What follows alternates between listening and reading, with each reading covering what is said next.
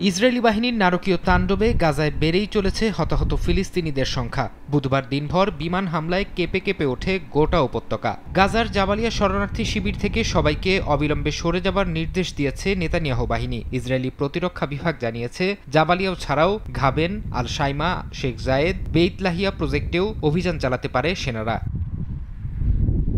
চলমান ইসরায়েলি হামলার কারণে গাজায় দেখা দিয়েছে চরম খাদ্য সংকট। ইসরায়েলি বাহিনী দাবি করেছিল ত্রাণবাহী প্রায় ১০০ ট্রাক উপত্যকায় প্রবেশ করেছে। তবে জাতিসংঘ জানিয়েছে নিরাপত্তা নিয়ে শঙ্কা থাকায় সরবরাহ করা যাচ্ছে না ত্রাণ। এদিকে পশ্চিম তীরের জেনিনে শরণার্থী শিবিরের প্রবেশ পথে একটি বিদেশি কূটনৈতিক প্রতিনিধি দলকে লক্ষ্য করে গুলি চালিয়েছে ইসরায়েলি বাহিনী। ফিলিস্তিনি পররাষ্ট্রমন্ত্রীর সহকারী আহমেদ আল দিক বলেছেন, ৩৫ জন রাষ্ট্রদূত, কনসাল ও কূটনীতিকদের প্রতিনিধি দল অবরুদ্ধ ক্যাম্পের কাছে পৌঁছালে ইসরায়েলি সেনাবাহিনী নিয়ম লঙ্ঘন করে গুলি চালায়।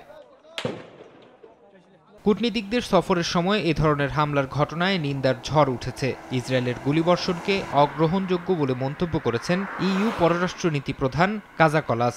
এই ঘটনার তদন্ত এবং দায়ীদের জবাবদিহি করার আহ্বান জানিয়েছেন তিনি। গুলিছোড়ার ঘটনার বিষয়ে বিস্তারিত জানতে ইতালিতে নিযুক্ত ইসরায়েলের রাষ্ট্রদূতকে তলব করেছে মেলোনি সরকার। এছাড়া এই ঘটনার তীব্র সমালোচনা করেছে ফ্রান্স, কানাডা, জর্ডান, তুরস্ক। যদিও ইসরায়েল বলছে তাদের সেনারা কূটনীতিকদের সরিয়ে দিতে ফাঁকা গুলি চালিয়েছিল।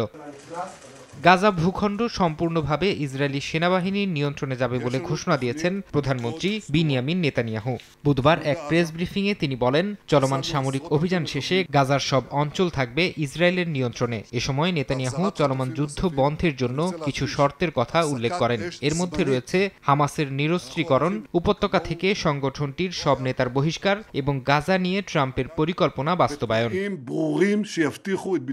ফরহাদ চৌধুরী, সময় সংবাদ।